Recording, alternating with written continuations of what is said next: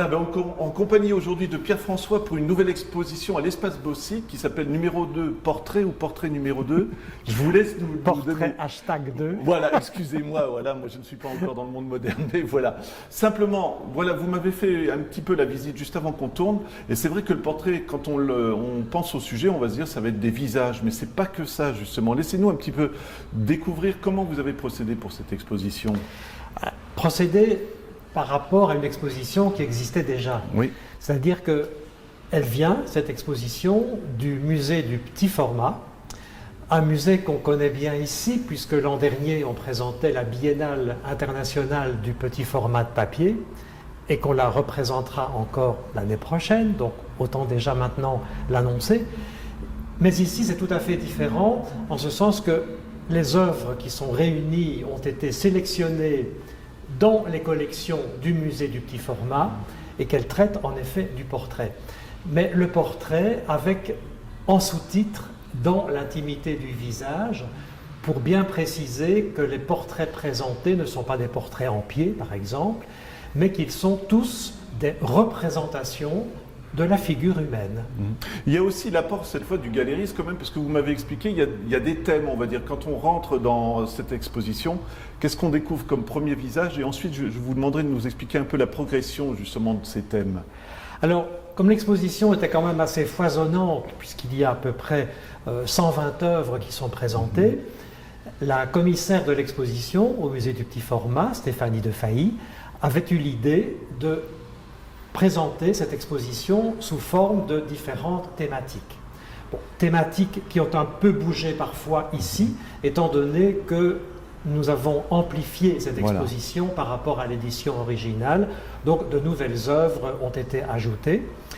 Et c'est vrai que cette thématique permet, à partir d'une introduction où quelques premiers portraits sont présentés, on va ensuite découvrir le visage sans visage, le portrait sans visage, la vie est une mascarade, l'énigme du visage, plusieurs thèmes ainsi, comme aussi l'essence du visage, voilà. Le masque également, qui est très très présent, donc je disais, la vie est une mascarade, et puis le masque en tant que masque rituel ou masque mortuaire aussi. C'est ce qui témoigne de la richesse du sujet, du portrait même, hein, finalement. Moi, j'aimerais bien qu'on parle un petit peu, c'est l'identité, hein, si je ne me trompe pas. C'est assez bouleversant. Il y a une photo, moi, qui m'a marqué tout de suite, c'est avec des prisonniers d'Auschwitz. Oui. Et c'est vrai que c'est des portraits, c'est terrible à dire aussi, mais c'est des portraits qui font effacer l'identité des personnes qui sont sur ces photos. Oui, complètement, à côté d'autres qui sont des images totalement médiatisées, comme on voit le portrait par exemple de Marilyn Monroe ou de Stan Laurel.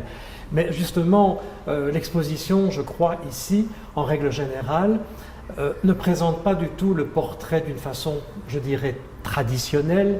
D'abord, on n'est pas du tout dans le portrait de genre, dans le portrait officiel, qui se voudrait un peu intemporel ou même parfois assez stéréotypé.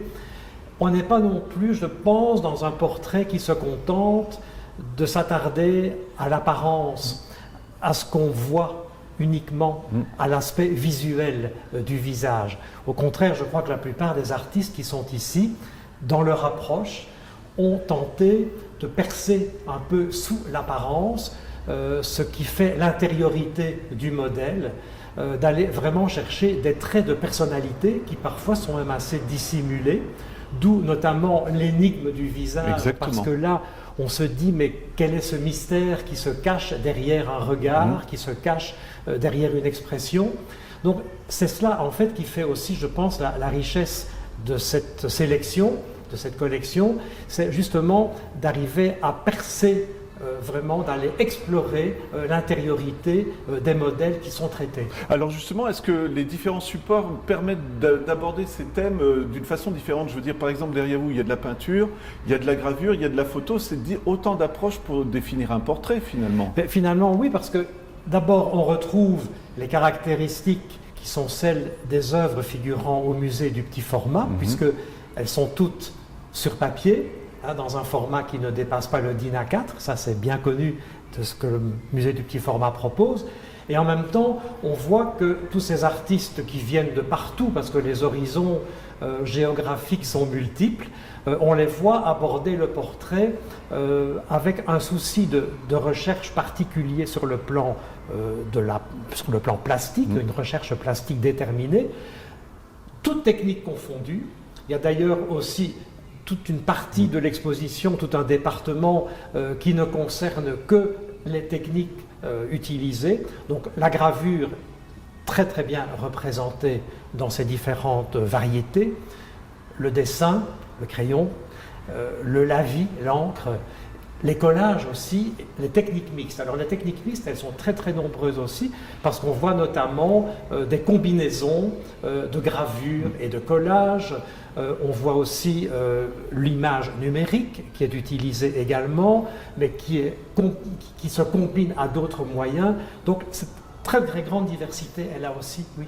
C'est assez passionnant parce que finalement on se dit qu'on fait un portrait ou une photo pour reconnaître la personne, mais là ce qu'on est en train de découvrir, c'est que finalement c'est pas forcément des visages qu'on connaît, ou même si ce sont des personnes qui sont connues, ça devient des portraits populaires, mais dans l'intérieur, j'allais dire, de chaque personne, on projette ce qu'on veut sur ces portraits finalement. Oui, on peut, que ce soit Marilyn Monroe ou les timbres, c'est vrai que ça mène à réfléchir parce que les timbres, il y a une personne dessus, mais finalement c'est un timbre aussi. Oui, mais en même temps, là c'était justement aussi traiter du thème de l'identité, voilà, et de voir quel peut être encore le support qui permet de voir un portrait officiel. Exactement. Et qui est dans ce cas-là celui du roi des Belges, Léopold Ier. Mais alors il y a aussi le portrait paysage. Oui. Donc à un moment donné, on perd un peu le sens du visage, et l'on entre, je ne sais pas, on entre dans un territoire tout à fait nouveau, qui n'est plus le visage proprement dit, mais qui nous embarque dans un paysage vraiment, avec des horizons. Un thème que je trouve passionnant, et ça c'est pareil, c'est le visage des visages. Moi, alors je ne veux pas être provocateur ou quoi, on ne sait pas s'il a existé, mais quand on voit ce portrait, finalement, on sait qui c'est quoi aussi, non ? Celui du Christ. Voilà. Oui, alors là, on le doit à un graveur belge qui a pour nom Gustave Marchoul. On en présente 3 dans l'exposition. C'est un artiste graveur qui, à partir des années 90, est devenu d'inspiration plus mystique, qui a notamment traité justement le thème de la résurrection, le thème de la passion, la croix. Et l'on voit en effet ces visages que l'on reconnaît et qui sont devenus vraiment des archétypes. Exactement, c'est ça qui est passionnant. Et ça amène juste aux portraits qui sont juste à côté, parce qu'on parle de portrait à la limite, c'est l'aspect physique. Il y a un portrait qui témoigne de l'aspect intérieur de la personne, juste à côté du visage des visages, dont on retrouve un peu le thème avec une croix qui apparaît. Hein. Oui, c'est un peu le thème de la souffrance qui est traité dans ce département-là, puisque l'on voit aussi juste après des visages qui se défigurent complètement. On prend l'artiste allemand qui a fait des tas d'autoportraits de lui aussi. C'est passionnant aussi, non ? Ah ben ça c'était un département particulier, l'autoportrait.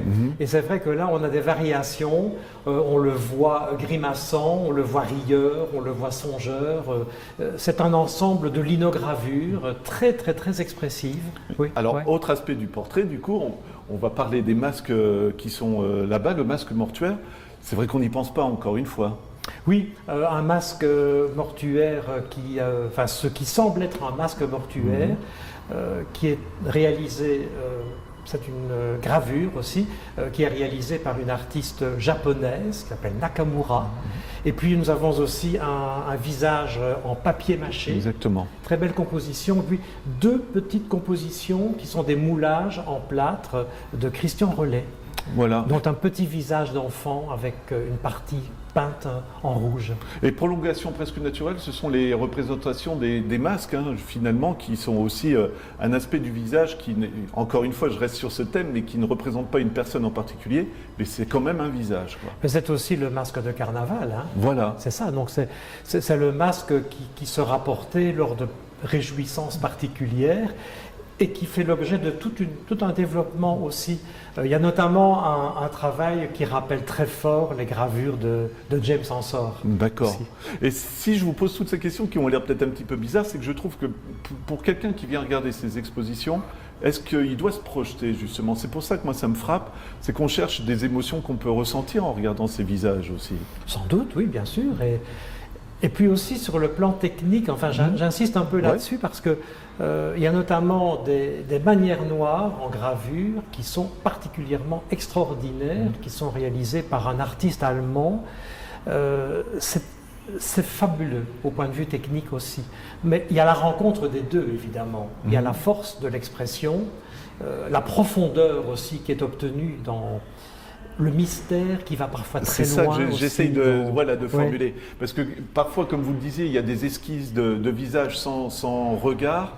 Et ça trouble aussi, parce que finalement, on cherche à se raccrocher au regard du portrait. Mais là, c'est intéressant, on propose une autre expérience. On fait des esquisses de visage sans yeux, quoi. C'est aller au-delà des apparences, vraiment. Voilà. Oui. Cette exposition, ça nous permet de voyager aussi dans le monde entier. Vous pouvez nous dire un peu d'où vient... Les artistes viennent de partout. Donc, je citais tout à l'heure le cas d'une japonaise. Il y a un américain aussi, Capobianco. Il y a, bien entendu, quelques bons artistes belges. Je pourrais citer le cas de Roger de Wint, de Diane Van Epoel, de Roger Somville aussi qui est présent avec 2 œuvres. Et puis il y a des artistes polonais, des artistes de Macédoine qui viennent de Serbie également. Il faut dire aussi que tous ces artistes de l'Est sont particulièrement talentueux dans le domaine de la gravure. Et alors quelques Français, quelques artistes aussi qui viennent des pays scandinaves. Donc c'est très très très varié sur le plan international, mais c'est caractéristique de ce que le musée du petit format contient dans ses collections. C'est d'ailleurs bien pour cela que l'année prochaine, je le disais tout à l'heure en début d'interview, il y aura cette biennale internationale du petit format de papier. Voilà, alors moi vous allez croire que je focalise sur ça, mais qu'est-ce que vous attendez du visiteur quand il vient regarder ces tableaux? Qui s'interroge sur lui-même, qui découvre des techniques, Je pense qu'il y a, il y a bien sûr la diversité.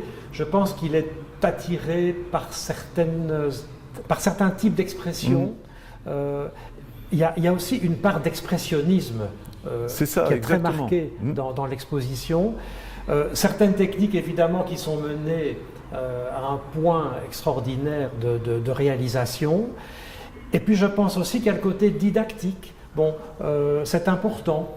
Il y a plusieurs groupes déjà qui ont réservé des visites commentées, parce que non seulement il y a toute cette diversité dans l'exécution même de ces portraits, mais il y a également des commentaires nourris aussi pour présenter certaines œuvres en particulier. Et puis alors, quelques citations qui viennent compléter cette présentation. Et c'est ça que j'ai découvert, vraiment, je le répète encore une fois, il y a des tas d'approches pour parler du portrait. Petit format, est-ce que c'est justement ce qui se prête le mieux pour ce genre de thème finalement? Mais on rentre dans une certaine intimité. Exactement. En même temps. Oui, et le visage est presque, quand c'est du A4 derrière vous par exemple, c'est presque la taille réelle aussi. Oui. Donc le lien se fait tout de suite. Tout de suite. Donc j'espère qu'on aura donné envie aux gens, parce que je suis parti dans tous les sens, mais c'est pour montrer vraiment que c'est passionnant et il faut se mettre devant chaque portrait quasiment pour essayer d'exprimer quelque chose de soi ou de ressentir justement de l'œuvre. Pierre, jusqu'à quand l'exposition, tout simplement? L'exposition jusqu'au 17 novembre, donc c'est le dimanche du dévernissage. Et puis annoncer aussi que dimanche prochain, donc ce sera le 27 octobre, l'exposition est ouverte l'après-midi de 15h à 18h. Et puis on se réfère au site, bien sûr, www.spacebosite.be.